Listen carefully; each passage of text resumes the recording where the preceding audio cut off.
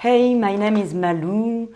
I come from France. I would say I'm a writer first and a poet. This is my really first activity as an artist. Here I'm working as a spoken word artist. So generally I work on stage in theater mainly, but it can be also in the music industry.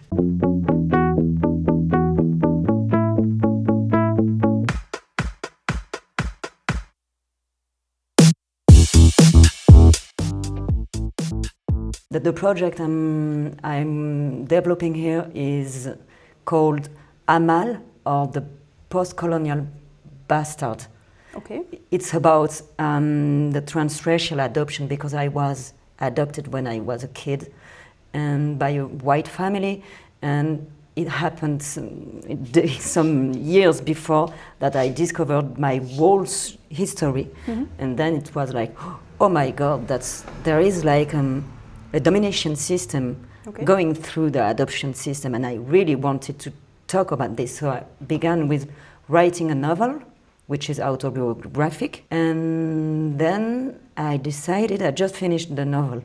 Now it's going to be published back in France, but it's a novel. And then I decided to work on this project, to put it on stage, to play it as a spoken word piece, let's say. Mm-hmm. So here in Germany I'm working on the English version, but back in France I already finished the French version, which is going to be played in different theaters, or also even in bars, everywhere I can play. Yes. And also I would love to work with young people, people concerned who are very touched by this issue of adoption. I would like to be in touch with also adopted families, because the reality is we can see that this is only white families who is adopting generally racialized children. So there's a kind of, as I said, a domination system between the one who has the power and the one who can't keep the children with us because they are poor. My mother was prostitute. She was poor, she didn't have any paper, and this is the reason why she couldn't raise her kid. Yeah. So this is the story I'm telling me. This is it. Actually, I'm not a musician.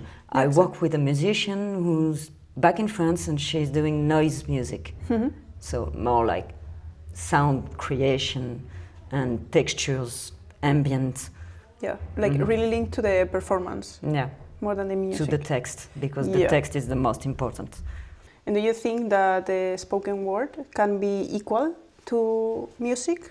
Like, what's your creative process like? Do you research and then, or just your personal story was like the foundation and that was it?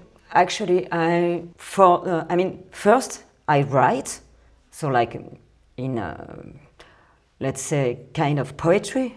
Spoken word is a kind of poetry, so I'm searching for the sounds of the language in French. Obviously, like your mother tongue, Yeah, and then I work with that musician who generally proposed me to see if it goes together, or how do we work together. Sometimes I change some text, and it depends on, the rhythm and the music goes very together. Has to be very linked. I did a residency like 1 year and a half ago, but it took me like 1 year to write a novel. So it's very long. And then the spoken word part. For the novel first, that was really the anger. Okay. The anger that threw me to that creativity. Mm-hmm. Because I was absolutely angry. Okay. And then, this is like just all the steps when you're a widow, when you lose someone, you're first in denial, then anger, then you see sadness, and this is all the steps, and then acceptance.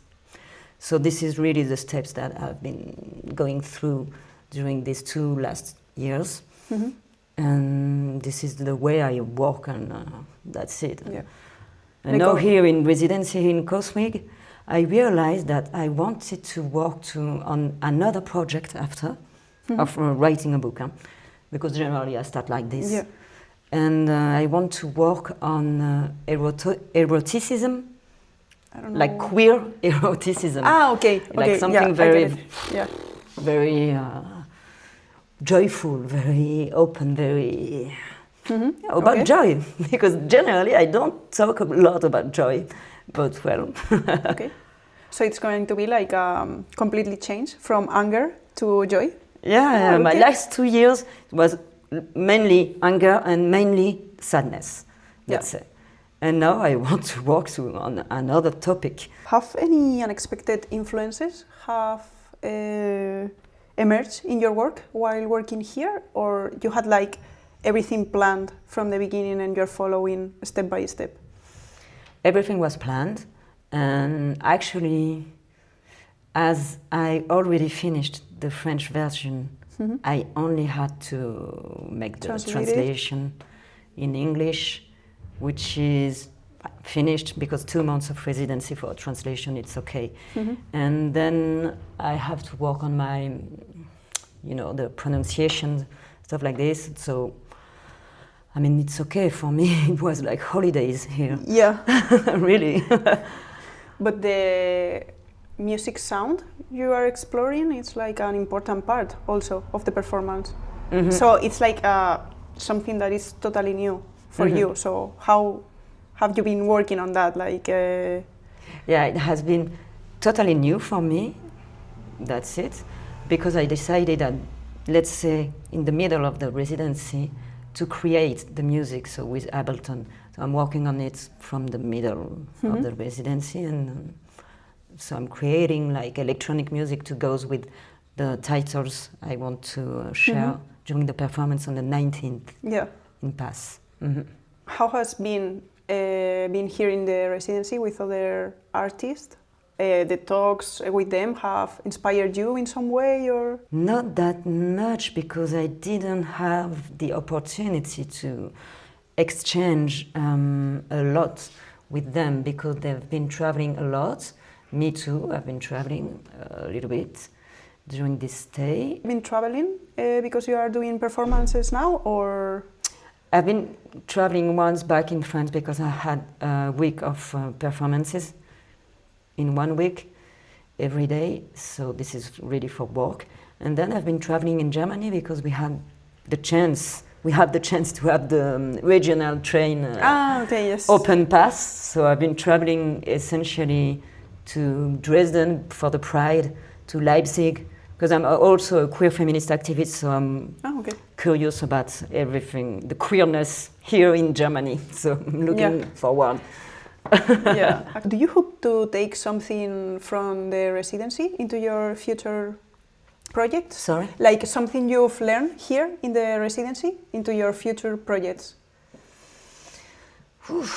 That's a hard question. I learned that for me it was really too long, 2 months, because I have 2 kids and I miss them a lot. So the real thing is I learned that it's too long for me, 2 months away from them. And have your kids also inspired you to write your own history, or? Yeah, definitely, because everything happened at the beginning because I had my first kid. And then when I had my first kid, I realized that I didn't know anything about my birth. And this is the exact moment when I decided to go look for my story. What happened? Who is my mother, my birth mother? What happened? Why do I know nothing? Why do I don't feel white, but I don't have any relation with Arab culture because I'm from Algeria. But I've been victim of racism, but I don't have any link with the Arab family. So it's like the identity of adopted people is very between 2 cases, two worlds, and you don't belong to white, and you don't belong to racialized people. So. Yeah, so you're like in the middle, and it's an identity in our own. It's own. The next book, maybe, if you have anything developed already, or? No, but I'm thinking about it. I'm beginning writing here, because I do have plenty of time here. I'm going to do a little performance just right now about the subject, the topic I want to work on the next book. Okay. For the next book. Yeah. So this is the opportunity for me to test. Perfect. Nice.